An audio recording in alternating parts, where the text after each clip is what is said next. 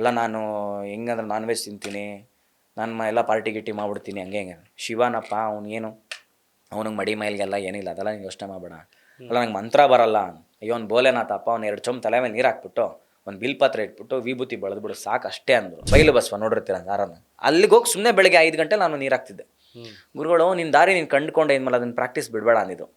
ಜೋಶಲ್ಲಿ 2 ತಿಂಗಳು ಮಾಡಿದೆ. ನಮ್ದು ಟೋಟಲಿ ನಮ್ಮದು ಪುರೋಹಿತಿಗೆ ಬ್ರಾಹ್ಮಣರ ಫ್ಯಾಮಿಲಿ ಹಾಗೆ ಆಗಿದ್ಕೊಂಡು ನನ್ನ ಬಾಯಲ್ಲಿ ಮಂತ್ರಗಳು ಉಚ್ಚಾರಣೆನೇ ಬರ್ತಿರಲ್ಲ, ಸ್ಪಷ್ಟವಾದ ಕನ್ನಡನೇ ಬರ್ತಿರಲ್ಲ ನನಗೆ. ತೊದಲ್ತಾ ಇದ್ದೆ, ಅಬ್ಬಾಬ ಆಗ್ಬಿಡ್ತು. ನಾನು ಹೇಳ್ತೇನೆ ಕಾನ್ಫಿಡೆನ್ಸ್ ಇರ್ತಾರಲ್ಲ ಅಂತ. ನನ್ನ ಹೆಂಡತಿಗೆಲ್ಲ ಭಯ ಬಂದ್ಬಿಡ್ತು, ಸನ್ಯಾಸಿ ಆಗ್ಬಿಡ್ತೀನಿ ನಾನು, ಬಿಟ್ಟು ಹೋಗ್ಬಿಡ್ತೇನೆ, ಎಲ್ಲೋ ಏನೋ ಆಗ್ಬಿಡ್ತಾನೆ, ಬೇರೆ ಆಗ್ಬಿಡ್ತಾನೆ ಅಂತ.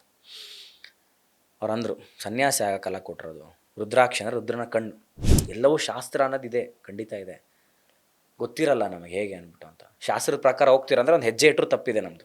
ನಾನು ಹಿಂಗೆ ಕೂತ್ಕೊಳ್ಳೋಂಗಿಲ್ಲ ಇಷ್ಟೊತ್ತಲ್ಲಿ, ಹಿಂಗೆ ಕೈ ಕೂತ್ಕೊಳ್ಳೋಂಗಿಲ್ಲ, ಹೆಂಗಂಗೂ ಆಗ್ಬಿಡೋದು, ಕಷ್ಟ ಆಗ್ಬಿಡತ್ತೆ ಲೈಫ್.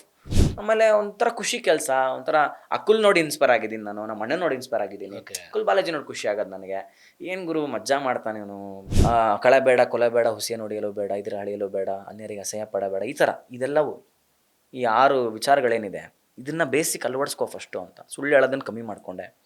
ಎಲ್ಲವೂ ಎಲ್ಲ ಇದೆ, ಯಾವುದೂ ಇಲ್ಲ ಅಂತ, ಯಾವುದೂ ಗೆದ್ದಿಲ್ಲ. ಗೆದ್ದರೆ ನನ್ನ ಫೋಟೋ ಗುರುಜಿ ಪಕ್ಕ ನನ್ನ ಫೋಟೋ ಹಾಕ್ಬೇಕು ನೆಕ್ಸ್ಟು, ಎಲ್ಲ ಗೆದ್ದು ಬಿಟ್ಟಿದ್ದೀನಿ ಅಂದರೆ. ಎಲ್ಲ ಇರೋದಕ್ಕಿಂತ ನಾನು ಇನ್ನೂ ಕೆಳಗಡೆ ಶಿಷ್ಯನಾಗಿರೋ ಅಂಥದ್ದು.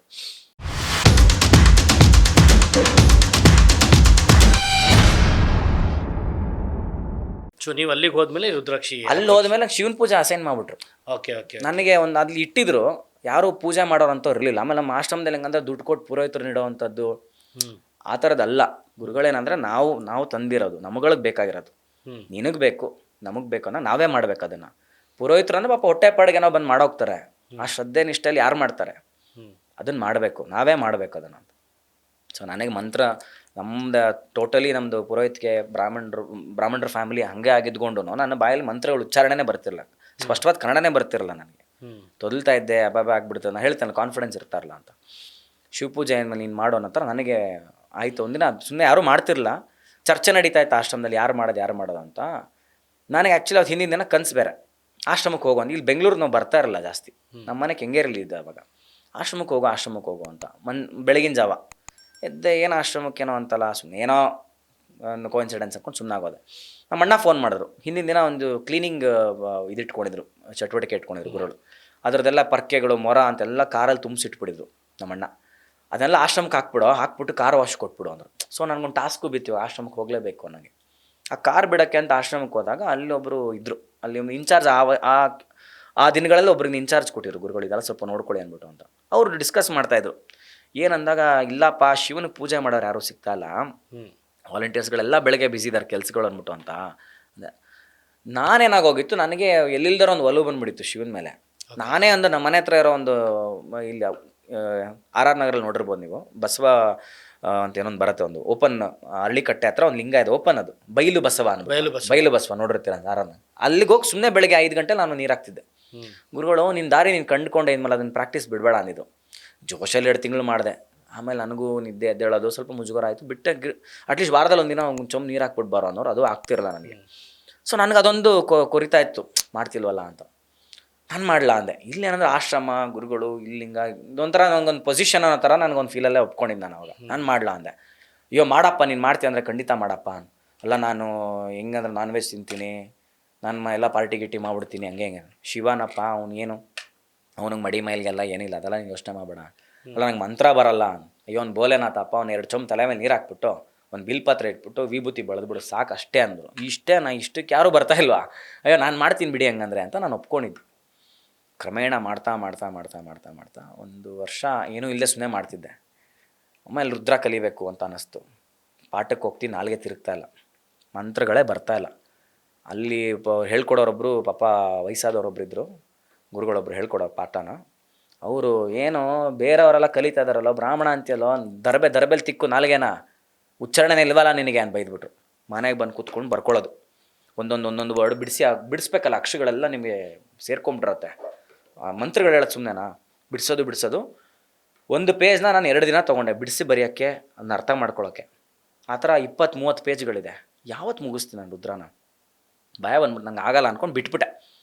ಹಿಂಗೆ ಆಶ್ರಮಕ್ಕೆ ಹೋದೆ ಒಂದು ಸತಿ, ಗುರುಗಳ ಜೊತೆ ಮೀಟ್ ಮಾಡೋಣ ಅಂತ ಹೋದಾಗ, ಆವಾಗ ಗುರುಗಳು ಆಚೆ ಕಡೆ ಕುತ್ಕೊಂಡಿದ್ರು, ಸಣ್ಣ ಬಾತ್ ಥರ ತೊಗೊತಾ ಇದ್ರು. ನನಗೆ ನೆಗೆಟಿವಿಟಿಗೆ ಇದು ಮಾಡೋವಂಥದ್ದು ಅವ್ರೇನೋ ಕ್ರಮ ಅಲ್ಲಿ ಕುತ್ಕೊಂಡು ಬಿಸಿಲಲ್ಲೇನೋ ಕುತ್ಕೊಂಡಿದ್ರು. ಆ ಟೈಮಲ್ಲಿ ಬಂದು ರುದ್ರ ಹೇಳ್ತಾರಲ್ಲ, ಮಕ್ಕಳುಗಳು ಬಂದರು, ಅಲ್ಲಿರೋ ಹುಡುಗರುಗಳೆಲ್ಲ ಬಂದು ರುದ್ರ ಹೇಳ್ತಾರೆ ಗುರುಗಳಿಗೆ, ಇದು ಮುಂದೆ ಹೇಳಬೇಕು. ನಾನು ನಿಂತ್ಕೊಂಡಿದ್ದೆ, ಇವನು ಒಂದು ಪುಸ್ತಕ ಕೊಡು ಕೈಗೆ, ರುದ್ರದ್ದು ಅಂತಂದರು. ತಂದು ಕೊಟ್ಟರು, ಹೇಳೋರ ಜೊತೆಲೇ ಅಂದರು. ಹಾಂ ಅಂತೋದೆ. ಗುಂಪಲ್ಲಿ ಗೋವಿಂದ ಆಗಬಾರ್ದು, ನನಗೆ ಕೇಳಿಸತ್ತೆ, ನೀನು ಹೇಳೋದು ನನಗೆ ಕೇಳಬೇಕು ಅಂತ. ನನಗೇನು ಬರುತ್ತೆ, ಬಿಡಿಸಿಟ್ಟಿರೋದೇ ಒಂದು ಪೇಜ್ ಹೇಳ್ತೀನಿ ಅಷ್ಟೇ, ಅದ್ರ ಮೇಲೆ ನನಗೆ ಗೊತ್ತಿಲ್ಲ, ಹೇಳು ಅಂದರು. ನಂಬಲ್ಲ ಸರ್, ದೇವರಾಣೆಗೂ ಕೂತ್ಕೊಂಡು ಸುಮ್ಮನೆ ಹಿಂಗೆ ಓದ್ತಾ ಆ ಗುಂಪಲ್ಲಿ ಬಂದ್ಬಿಡ್ತು ನನಗೆ. ಲಿಟ್ರಲಿ ಗುಂಪಲ್ಲಿ ಬಂದ್ಬಿಡ್ತು ರುದ್ರ ನನಗೆ. ಹೇಳ್ತಾ ಬಂದ್ಬಿಡ್ತು. ಆ ಉಚ್ಚಾರಣೆ ಬರ್ತಾ ಇದೆ ನನಗೆ. ಆ ಸೇರಿಸ್ಕೊಂಡು ಮೇಯ್ನ್ ನಿಮಗೆ ಬೇಕಾದು ಆ ಇಂಟೋನೇಷನ್ ಇರುತ್ತೆ ಗೊತ್ತಾ, ಅದು ಯಾವ ರಾಗದಲ್ಲಿ ಹೇಳಬೇಕು, ಎಲ್ಲಿ ಪಾಸ್ ಕೊಡಬೇಕು, ಎಲ್ಲಿ ಎತ್ಕೋಬೇಕು, ಅದೇ ಇರೋದು ಮಂತ್ರ. ಸುಮ್ಮನೆ ಡೈಲಾಗ್ ಥರ ಮಾತಾಡೋಕ್ಕಾಗಲ್ಲ ಅದು. ಅದೇ ಉಚ್ಚಾರಣೆಯಲ್ಲಿ, ಅದೇ ಬ್ರೆತ್ತಲ್ಲಿ ಅದ್ರಲ್ಲಿ ಹೇಳಬೇಕು. ಅದು ಬಂದ್ಬಿಡ್ತು, ಆ ಟೆಕ್ನಿಕ್ ಬಂದ್ಬಿಡ್ತು ನಾನು ಫಸ್ಟಲ್ಲಿ. ಅದು ಬಂದಮೇಲೆ ನಿಮ್ಗೆ ಓದೋದು ಈಸಿ. ಏನೂ ಗೊತ್ತಿಲ್ಲ, ಸುಮ್ಮನೆ ಕೊಟ್ಟರೆ ಸುಸ್ತೋಡ್ಬಿಡ್ತೀವಿ, ಓದೋಕ್ಕಾಗಲ್ಲ ಅದು. ಆ ಟೆಕ್ನಿಕಲ್ ಆ ರಾಗದಲ್ಲಿ ಕುತ್ಕೊಂಡು ಆ ಮೀಟ್ರಲ್ಲಿ ಕುತ್ಕೊಳ್ಳುತ್ತೆ, ಪಕ್ಕ ಮೀಟ್ರಲ್ಲಿ ಕುತ್ಕೊಳ್ಳುತ್ತೆ. ಆ ಮೀಟ್ರ್ ಬಂದ್ಬಿಡ್ತು ನನಗೆ. ಮುಂದೆ ಆಮೇಲೆ ಹೇಳಿದೆ ಅಂತಂದೆ, ನಿನ್ನ ಮೇಲೆ ನಿನಗೆ ಯೂಟ್ಯೂಬೇ ಗುರು, ಬುಕ್ ಇಟ್ಕೋ, ಯೂಟ್ಯೂಬ್ ಹಾಕೊಂಡು ಜೊತೇಲಿ ಹೇಳ್ಕೊಳೋಕೆ ಬರತ್ತೆ ಅಂತ. ಇವತ್ತು ನಾನು ನೋಡದೆ ಹೇಳ್ತೀನಿ, 10 ಜನ ಮಕ್ಳಿಗೆ ಹೇಳ್ಕೊಟ್ಟಿದ್ದೀನಿ ರುದ್ರನ, ಮುಖ್ಯ ಹೇಳ್ತಾರೆ. ಸೊ ಅವಾಗಿದು ಕಾಶಿಲಿ ಅವರು ಜಪ ಮಾಡ್ತಿದ್ದಂಥದ್ದು. ದಿನ ಏನಾಯ್ತೋ ಗೊತ್ತಿಲ್ಲ, ಬಾ ಅಂತ ಹಾಕಿದ್ರು ದೀಕ್ಷೆಯನ್ನು. ಏನಾರು ಅನ್ಕೊಬೋದು, ಅದು ಅವ್ರ ಸ್ಟೈಲೇ ಬೇರೆ, ಆ ಥರ ಎಲ್ಲ ಫಾರ್ಮಾಲಿಟೀಸ್ ಎಲ್ಲ ಹಂಗೆಲ್ಲ ಇಲ್ಲ. ಕೊಟ್ಟರು, ಏನೋ ಒಂದು ಗಳಿಗೆ ಬಿತ್ತು. ನಿಜವಾಗ್ಲೂ ಅವ್ರು ಹೇಳಿದ್ದು, ನನ್ನ ಹೆಂಡ್ತಿಗೆಲ್ಲ ಭಯ ಬಂದ್ಬಿಡ್ತು, ಸನ್ಯಾಸಿ ಆಗ್ಬಿಡ್ತೀನಿ ನಾನು, ಬಿಟ್ಟು ಹೋಗ್ಬಿಡ್ತೇನೆ, ಏನೋ ಆಗ್ಬಿಡ್ತಾನೆ, ಬೇರೆ ಆಗ್ಬಿಡ್ತಾನೆ ಅಂತ. ಅವ್ರು ಅಂದರು, ಸನ್ಯಾಸಿ ಆಗೋಕ್ಕಲ್ಲ ಕೊಟ್ಟಿರೋದು, ರುದ್ರಾಕ್ಷಿ ಅಂದರೆ ರುದ್ರನ ಕಣ್ಣು, ದೃಷ್ಟಿ ಬೀಳಲ್ಲ ಅವನಿಗೆ. ಅವ್ನು ಹೋಗೋ ಫೀಲ್ಡ್ ಹಂಗಿರುತ್ತೆ, ಹೊರಗಡೆ ಹೋಗುವಂಥದ್ದು, ಕಣ್ಣುಗಳಾಗ್ತಾರೆ, ಜಾಗಗಳು ನಮ್ಗೆ ಗೊತ್ತಿರಲ್ಲ, ನಲ್ಲಿ ಕೂತ್ಕೊತೀವಿ, ಯಾರ ಮೇಲೆ ನಲ್ಲಿ ತಿಂದ್ಬಿಡ್ತೀವಿ. ಎಲ್ಲವೂ ಶಾಸ್ತ್ರ ಅನ್ನೋದಿದೆ, ಖಂಡಿತ ಇದೆ, ಗೊತ್ತಿರಲ್ಲ ನಮಗೆ ಹೇಗೆ ಅಂದ್ಬಿಟ್ಟು ಅಂತ. ಶಾಸ್ತ್ರದ ಪ್ರಕಾರ ಹೋಗ್ತೀರಂದ್ರೆ ಒಂದು ಹೆಜ್ಜೆ ಇಟ್ಟರು ತಪ್ಪಿದೆ ನಮ್ಮದು. ನಾನು ಹಿಂಗೆ ಕೂತ್ಕೊಳ್ಳೋಂಗಿಲ್ಲ ಇಷ್ಟೊತ್ತಲ್ಲಿ, ಹಿಂಗೆ ಕೈ ಕೂತ್ಕೊಳ್ಳೋಂಗಿಲ್ಲ, ಹೆಂಗಂಗೂ ಆಗ್ಬಿಡೋದು, ಕಷ್ಟ ಆಗ್ಬಿಡತ್ತೆ ಲೈಫ್, ಆಗಲ್ಲ. ಎಲ್ಲದಕ್ಕೂ ಹೋಗ್ಬೇಕು ಅಂದರೆ ಈ ಥರದ್ದು ಏನಾರು ಒಂದು ಮಾಡಿ ನಂಬಿಕೆ ಇಟ್ಕೊಂಡು ಹೋಗ್ಬೇಕಷ್ಟೇ ದಾರಿಲಿ ಅಂತ. ಆವಾಗ ಇದು ಕೊಟ್ಟಿದ್ದು ಪ್ರೊಟೆಕ್ಷನ್ಗೆ ಅಂತ ಕೊಟ್ಟರು ನಿನಗೆ ಅಂತ, ಜಪ ಶುರು ಮಾಡೋದು. ಸೊ ನನ್ನ ಲೈಫಲ್ಲಿ ಎಷ್ಟೋ ಮಿರಾಕಲ್ಸ್ ಆಗ್ಬಿಟ್ಟಿದೆ. ಈ ಥರ ನೀವು ಎಷ್ಟು ಕಂತುಗಳು ಮಾಡಿದ್ರು, ನಾಸ್ತಿಕನಿಂದ ಆಸ್ತಿಕನಾಗಿ ನಮ್ಮದೇ ಇಲ್ಲ ಅನ್ನೋರು ದೊಡ್ಡ ಆಸ್ತಿನೇ ನಾನು ಶಿವ ಆಗೋಗಿದ್ದೀರ, ಪೂಜೆ ಪುರಸ್ಕಾರಗಳು ಅಂತ. ಅಲ್ಲಿಂದ ಬಂದು ಜರ್ನಿ ಕೊನೆಗೆ ನಾಸ್ತಿಕ ಅಷ್ಟೇ ಎಲ್ಲ ಮುಗಿಸ್ಕೊಂಬಂದ್ರೆ ಈಗ ಕೊನೆಗೆ ಸೆಕೆಂಡ್ ಇನ್ನಿಂಗ್ಸು ಅಥವಾ ಒಂದು ಹೊಸ ಅಧ್ಯಾಯ ಶುರು ಮಾಡ್ತಾ ಇದ್ದೀರಾ. ಹ್ಞೂ ಅಂತೀಯ ಆ್ಯಂಕರ್ ಆಗಿ. ಹೌದು, ನಾನು ಆ್ಯಕ್ಟಿಂಗ್ ಮಾಡಿದ್ರೆ, ಡೈರೆಕ್ಷನ್, ರಿಯಾಲಿಟಿ ಶೋ ಎಲ್ಲ ಆಯಿತು. ಎಕ್ಸಾಕ್ಟ್ಲಿ 4 years ನನ್ನ ಕನಸು ಒಂದಿತ್ತು, ನನ್ನ ಆಸೆ. ಅಂದರೆ ನೀವೇನಾಗಬೇಕು ಅನ್ನೋದು ಹೇಳ್ತಿದ್ರಲ್ಲ, ನಂಗೆ ಹೋಗ್ತಾ ಒಂದು ಆಸಕ್ತಿ ಬರಕ್ಕೆ ಸ್ಟಾರ್ಟ್ ಆಗಿದೆ ಆ್ಯಂಕರಿಂಗಲ್ಲಿ. ಅಣ್ಣನ ನೋಡಿ ಅಂತಾನೆ ಅಲ್ಲ, ಏನಾಗೋಯ್ತು, ನನ್ನ ಮಾತು ಬರ್ತಿರ್ಲಿಲ್ವಲ್ಲ, ವಂಶಿಕನ ಮೇಲೂ ಅಂತಾನೂ ಅಲ್ಲ, ಅವಳಿಗೂ ಮುಂಚೆನೇ ಬಂದಿದ್ದು. ನಾನು ಮಾಡಿದ್ದೀನಿ ಸೈಮಾಲ, ವಂಶಿಕ ಹುಟ್ಟಕ್ಕೆ ಮುಂಚೆನೂ ನಾನು ಸೈಮಾಲ ಹೋಸ್ಟ್ ಮಾಡಿದ್ದೆ. ನಾನು ಫುಲ್ ಫ್ಲೆಡ್ಜ್ ಆಗಿ ಮಾಡಬೇಕು, ಮಾತೇ ಬರ್ತಿರ್ಲಿಲ್ವಲ್ಲ ನನಗೆ. ಮಾತಾಡೋದಕ್ಕೆ ಒಂದು ಕಾನ್ಫಿಡೆನ್ಸ್ ಬಂದ್ಬಿಟ್ಟಾಗಿಂದ ನಾನು ಮಾತಾಡೋ ಚಟ ಬಂದ್ಬಿಡ್ತು. ಮಾತಾಡೋದಕ್ಕೆ ಒಬ್ಬ ಅವಕಾಶ ಅಂದರೆ ಏನೋ ಆ್ಯಂಕರ್ಗೆ ತಾನೇ ಸಿಗೋದು ಮಾತಾಡೋವಂಥದ್ದು. ಆಮೇಲೆ ಒಂಥರ ಖುಷಿ ಕೆಲಸ, ಒಂಥರ ಅಕುಲ್ ನೋಡಿ ಇನ್ಸ್ಪೈರ್ ಆಗಿದ್ದೀನಿ ನಾನು, ನಮ್ಮ ಅಣ್ಣ ನೋಡಿ ಇನ್ಸ್ಪೈರ್ ಆಗಿದ್ದೀನಿ. ಅಕುಲ್ ಬಾಲಾಜಿ ನೋಡಿ ಖುಷಿ ಆಗೋದು ನನಗೆ. ಏನು ಗುರು ಮಜ್ಜಾ ಮಾಡ್ತಾನೆ ಇವನು, ಭಾಷೆನೇ ಬರಲ್ಲ, ಅವ್ನಿಗೂ ಹಂಗೆ ಇದ್ದಿದ್ದು, ಅವ್ನು ಕಾನ್ಫಿಡೆನ್ಸ್ 4 ಇರಲ್ಲ. ನಮ್ಮ ಅಣ್ಣ ಅಲ್ಲ, ತುಂಬ ಕ್ಲೋಸ್ ಫ್ರೆಂಡ್ಸ್, ಕುಲ್ಗೂ ಭಾಷೆಯ ಮೇಲೆ ಹೋಲ್ಡೇ ಇರ್ತಾರಲ್ಲ. But is done something, is two popular today. ಅದೆಲ್ಲ ಆಸೆ ಆಯ್ತು ನನಗೆ. ನಾನು ಯಾವಾಗಲೂ ಕೇಳಿದ ಗುರುಗಳು, ಆಗ್ತ್ಯಾ ಇನ್ನೊಂದು 4 ವರ್ಷದಲ್ಲಿ ನಾನು ಆಗ್ತ್ಯಾ ಆ್ಯಂಕರ್ ಅಂದಿರು. 4 ವರ್ಷ ಯಾಕೆ ಅಂತ ನಾನು ಟ್ರೈ ಮಾಡಿದ್ದೀನಿ ಸಿಕ್ಕಿಲ್ಲ. ಲೈಫ್ಗಳಲ್ಲಿ ಬಿದ್ದು ತಿಂದು, ನನ್ನ ತಪ್ಪುಗಳು ಗೊತ್ತಾಗಿ, ನನ್ನ ಒಂದು ಬ್ಯಾಲೆನ್ಸ್ ಬಂದು, ಹೆಂಗೆ ಒಬ್ಬರನ್ನ ನೋಡಬೇಕು, ಬೇಸಿಕ್ಸ್ ಹೆಂಗೆ ನಿನ್ನ ಥರ ಒಬ್ಬನ ಇರಿಟೇಟ್ ಆಗಬೇಡ, ನೀನು ಒಬ್ಬನ ಹೇಳಲ್ವಾ, ಕಳೆಬೇಡ, ಕೊಲೆಬೇಡ, ಹುಸಿಯ ನೋಡಿಯಲು ಬೇಡ, ಇದ್ರ ಅಳಿಯಲು ಬೇಡ, ಅನ್ಯರಿಗೆ ಅಸಹ್ಯ ಪಡಬೇಡ, ಈ ಥರ ಇದೆಲ್ಲವೂ ಈ 6 ವಿಚಾರಗಳೇನಿದೆ, ಇದನ್ನು ಬೇಸಿಕ್ ಅಳವಡಿಸ್ಕೋ ಫಸ್ಟು ಅಂತ. ಸುಳ್ಳು ಹೇಳೋದನ್ನು ಕಮ್ಮಿ ಮಾಡಿಕೊಂಡೆ. ಕಳ್ತನ ಅಂತೂ ಶುದ್ಧವಾಗಿಲ್ಲ.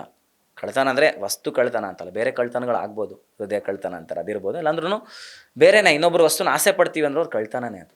ಆ ಥರದ್ದು ಸ್ವಲ್ಪ ಕಮ್ಮಿ. ಎಲ್ಲವೂ ಪರ್ಸೆಂಟೇಜ್ ವೈಸು, ಎಲ್ಲ ಇದೆ, ಯಾವುದೂ ಇಲ್ಲ ಅಂತ, ಯಾವುದೂ ಗೆದ್ದರೆ ನನ್ನ ಫೋಟೋ ಗುರುಜಿ ಪಕ್ಕ ನನ್ನ ಫೋಟೋ ಹಾಕ್ಬೇಕು ನೆಕ್ಸ್ಟು, ಎಲ್ಲ ಗೆದ್ದುಬಿಟ್ಟಿದ್ದೀನಿ ಅಂದರೆ. ಎಲ್ಲ ಇರೋದಕ್ಕಿಂತ ನಾನು ಇನ್ನೂ ಕೆಳಗಡೆ ಶಿಷ್ಯನಾಗಿರೋ ಅಂಥದ್ದು. ಪರ್ಸೆಂಟೇಜ್ಗಳು ಬೇರೆ ಆಗುತ್ತೆ, ಎಲ್ಲರಲ್ಲೂ ಪರ್ಸೆಂಟೇಜ್ ಇರುತ್ತೆ. ಒಬ್ಬ ಅವನ ಕೊಲೆ ಮಾಡ್ತಾನೆ ಅಂದರೆ ಅವನಲ್ಲಿ ಆ ಕೋಪ ಅದು ಜಾಸ್ತಿ ಇದೆ, ಆ ಪರ್ಸೆಂಟೇಜ್ ಅವನಲ್ಲಿ. ಅಥವಾ ನಮಗೆ ಕೋಪನೇ ಇಲ್ವ, ನಾವು ಯಾವತ್ತೂ ಕೈ ಎತ್ತೋದೇ ಇಲ್ಲ, ನಾವು ಬೈಯೋದೇ ಇಲ್ವ ಹೆಂಡತಿ ಮಕ್ಕಳಿಗೆ. ಪರ್ಸೆಂಟೇಜ್ ವೈಸಲ್ಲಿ ಎಲ್ಲವನ್ನು ಕಮ್ಮಿ ಮಾಡ್ಕೊಂಡು ಒಂದು ನಿಯಂತ್ರಣಕ್ಕೆ ತಂದು, ಈಗ ನೀನು ಮನುಷ್ಯ ಆಗಿದೆಯಾ ಅಂದರು ಒಂದು ಮಟ್ಟಿಗೆ. ನೀನು ಸುಧಾರಿಸಿದ್ಯಾ ಅಂದರು ರೀಸೆಂಟಾಗಿ. ಅಂದ ಮೇಲಿಂದ ಶಿವರಾತ್ರಿ ಕಳೆದ ಮೇಲಿಂದ ನಿನಗೆ ಆಗತ್ತೆ ನಿನಗೆಲ್ಲ ಅಂತ. ಆಗ್ತಿದ್ದಂಗೆ ಸಿಕ್ಕಿದ ಶೋನೆ ಹ್ಞೂ ಅಂತ್ಯ ಅವತ್ತು ನಾನು ಯಾವ ಇಂಡಿವಿಜುವಲ್. ರೀತಿ ಶೋ ಅದು? ಹ್ಞೂ ಯಾವ ರೀತಿ ಶೋ? ಸೊ ಇದು ಬೇಸಿಕಲಿ ಎಕ್ಸ್ಕ್ಲೂಸಿವ್ಲಿ ವರ ಪಡೆದಿರೋವಂಥ ಒಂದು ಶೋ ಇದು. ಆ್ಯಂಕರ್ಸ್ಗಳಿಗೆ ನಾನು ಹೇಳಿದ್ನಲ್ಲ, ಆ್ಯಂಕರ್ಗಳಿಗೆ ಬೇಕು ಅಂತ, ಆ್ಯಂಕರ್ಸ್ಗೆ ಅಂತಲೇ ಎಕ್ಸ್ಕ್ಲೂಸಿವ್ ಆಗಿರೋ ಶೋ ಇದು. ಬೇರೆ ಯಾವುದೇ ಒಂದು ಶೋ ಆದ್ರೂ ಆ ಶೋನ ನಡೆಸೋದಕ್ಕೆ ಒಬ್ಬ ಆ್ಯಂಕರ್ ಬೇಕಾಗ್ತಾನೆ. ಸಾಮಾನ್ಯವಾಗಿ ಒಬ್ಬ ಆ್ಯಂಕರ್ ಇರೋದೇ ಶೋ ನಡೆಸ್ಕೊಂಡು ನಡ್ಸಕ್ಕೆ. ಹೌದು. ಇಲ್ಲಿ ಆ್ಯಂಕರ್ ಇಲ್ಲದೆ ಶೋನು ಹಿಂಗೂ ಮೂವ್ ಮಾಡೋಕ್ಕಲ್ಲ, ನಡ್ಸೋಕ್ಕೂ ಆಗಲ್ಲ, ಶೋನೇ ಇಲ್ಲ.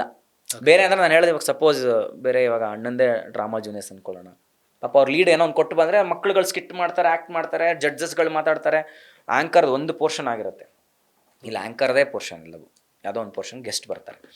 ಸೊ ಇಲ್ಲಿ ಅಂದರೆ ಬೇಸಿಕಲಿ ನಾವೆಲ್ಲ ಅವಾಗೆಲ್ಲ ಥಟ್ ಅಂತ ಹೇಳಿ ಒಂದು ಕಾರ್ಯಕ್ರಮ ನೋಡ್ತಿದ್ವಿ.